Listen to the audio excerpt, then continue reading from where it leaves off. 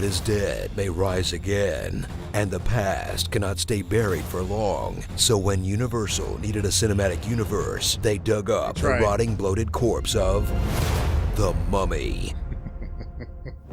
Experience the terror of a film without a soul that lacks the fun of the Brendan Fraser version, misses the horror of the original, great one, and settles into its own stale blend of action blockbuster cliches that managed to kill all hype for the dark universe before it even began. Because when you want to murder a franchise by cramming it full of spin-off bait, you get the guy who did the exact same thing to Spider-Man. How about Kurtzman uses his powers for good and writes a Transformers movie? Oh, he did? Twice? Ugh. The Mummy is back, and she's all hot now, complete with sexy henna tattoos, strategically rotting bandages to keep a PG-13 rating, and the power to suck you dry. She's back to take revenge on the world after they punished her for making a deal with the devil. A deal that gave her the power to kill 2 sleeping people and a baby. Not sure you had to bring the devil into that. And the only way to stop her is to resurrect the god of death by pairing the magic dagger with a super gem, then kill the host before the ritual is complete. And shit like this is exactly why people don't go to the movies anymore. Stop it! Stop! Stop it! Stop! Journey to Egypt for a few minutes, then journey to London because it's way cheaper to shoot there, and meet Nick Morton, a younger man. Oh, younger man. Proof that some people are such boring dicks that even Tom Cruise can't make them charming. Watch him bumble from action scene to exposition dump without pausing to develop his character beyond homeschooled Indiana Jones. There was writing on it. Hieroglyphics. Respectfully, I'm not interested in archaeological jargon. In this rare Cruise misfire that plays against his greatest strength as an actor. You can't run. Sorry, broski. Tom's gotta run. It's in his contract right next to the hang from something clause. Sit through this loose collection of studio notes masquerading as a single movie that somehow manages to talk down to you. No stone, no ritual. No ritual. No curse. While also being so vague and sloppy, you don't know what's going on half the time. Thank you for bringing me back to life and everything, Nick, but what are we even doing here? Where are we going? With one unholy purpose holding it all together. Make the dark universe happen. As this movie about a mummy stops dead in its tracks to introduce its own version of Nick Fury. My name is Jekyll, Dr. Henry Jekyll. Its own version of S.H.I.E.L.D. Welcome to Prodigium. And its very own Hall of Spin-Offs. Oh hey, I spied the creature from the Black Lagoon's arm over there. God. Oh, my grandpa would have been so excited if he were still alive. Miss you, Papa. So if the prospect of an action movie universe starring guys in their 50s fighting monsters from the 30s excites you, saddle up for the first and potentially last time you'll get to see it before Universal gets the crazy idea to, and I know this is nuts, but just hear me out, actually do something scary and original with a horror movie? Get out. I don't believe it. Starring Indiana Phones it is, an American ripoff in London. Dr. Lady, MD, finding monsters, fighting around the world. A waste of a perfectly good Courtney B. Vance. Oh, jeez. This is Thriller Night. A swarm of spiders, a swarm of rats, a swarm of birds, a swarm of terrible reviews, and Brendan Fraser. Aw, how hard would it have been to throw the guy a cameo? Come on. Where is he these days? Tom Cruise runs from sand, featuring the Mummy. This movie was so rushed, they accidentally posted the trailer without music or sound effects. No!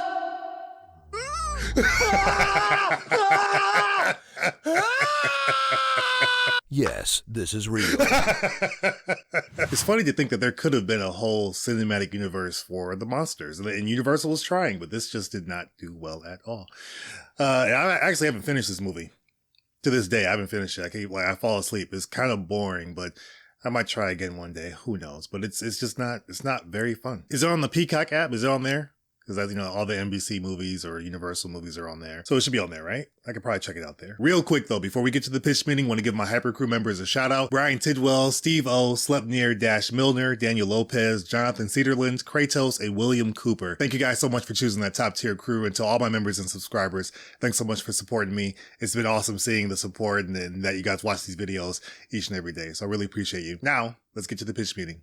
So, you have a movie for me? Yes, sir, I do. And I was actually thinking we could use it to start a cinematic universe. Oh, I love it. Let's do it. Do you want to hear what it's about? No, I'm good. You already said the magic words. I'm in. Okay, I feel like maybe I should tell you, though.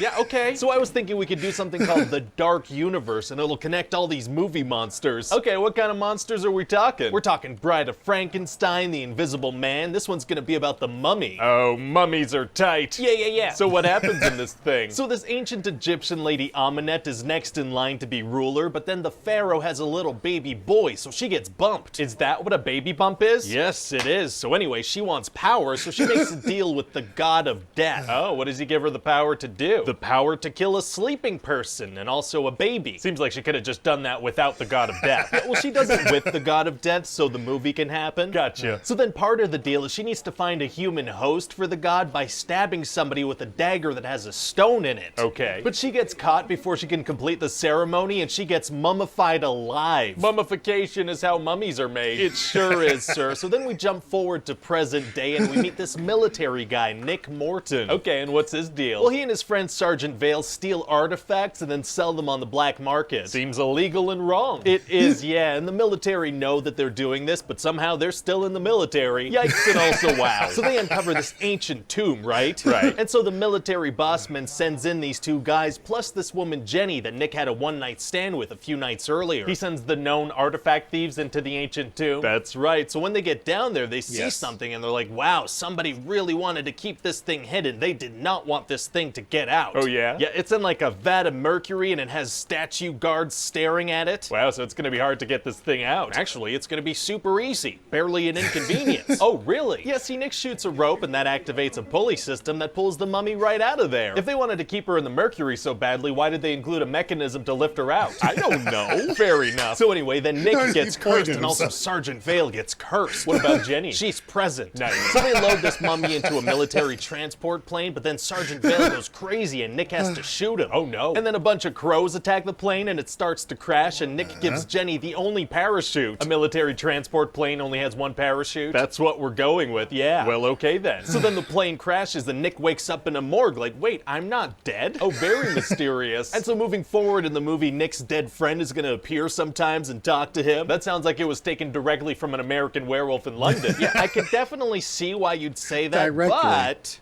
what if we did it anyway? Oh, interesting. Yeah, I like that. So then Nick teams up with Jenny and we find out she's actually working for S.H.I.E.L.D. What? Sorry, Prodigium. Oh, what the heck is that? It's this organization that hunts supernatural forces and it's like the basis of the cinematic universe. Wow.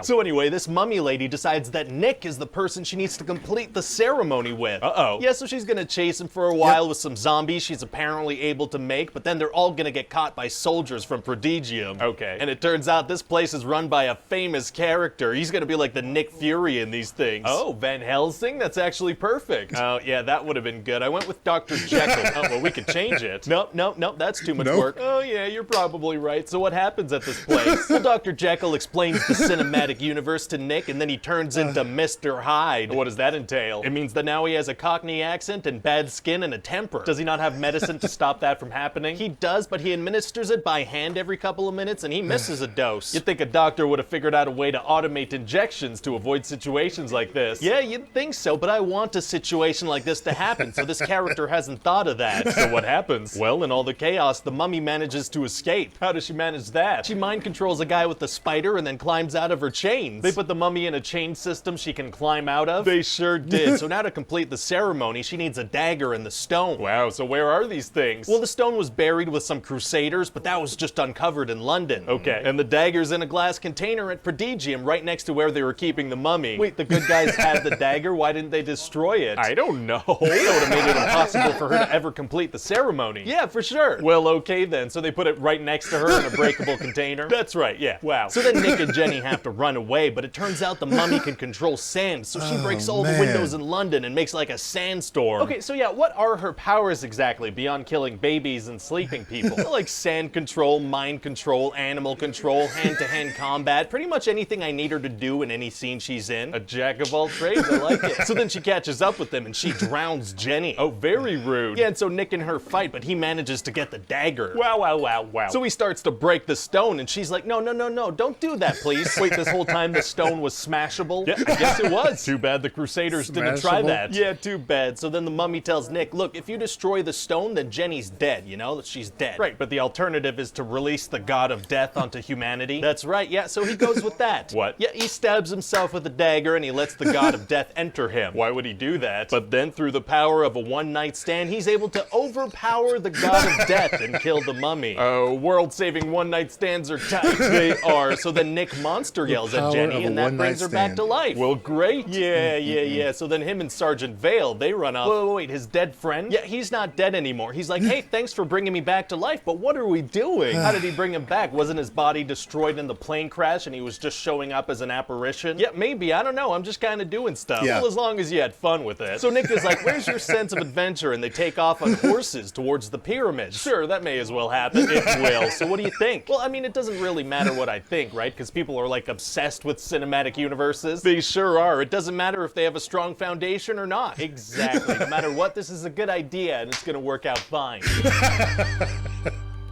No matter what, it's gonna be fine. It's gonna work out. Little do they know. They did all those castings too. Johnny Depp was gonna be the Invisible Man.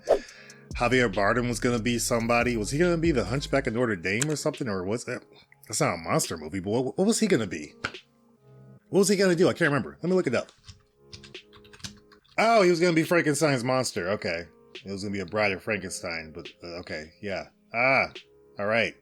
That would have worked. That would have actually been pretty cool. Obviously, we got the Invisible Man, but it was a different situation, and it was actually good that they did it the way they did it. I like that movie. And so they've kind of gone away from the whole cinematic universe thing. They're kind of doing their own films just by themselves, how it should be. I mean, come on.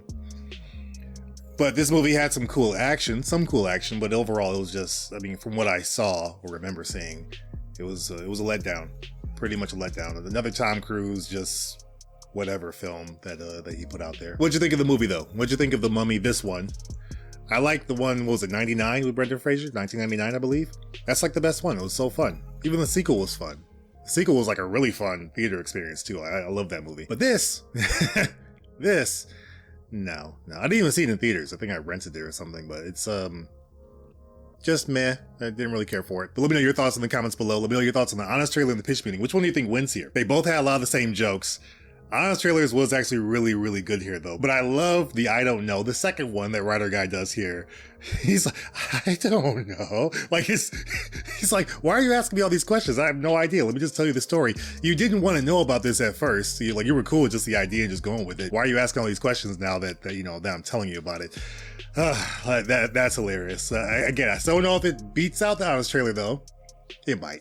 But let me know your thoughts. Which one wins for you? Let me know in the comments. While you're still here though, hit that like button if you haven't done so already. Also, if you've been watching and maybe you're not subscribed, just check real quick. Hit that subscribe button down there. Just check. Make sure you're subscribed to the channel so you don't miss out on anything. You can also check out our most popular videos on the channel and our most recent reaction as well. If you've seen all of that, I'll see you guys in the comments. We can talk about this. Otherwise, have a great rest of your day and I will see you guys on the next video.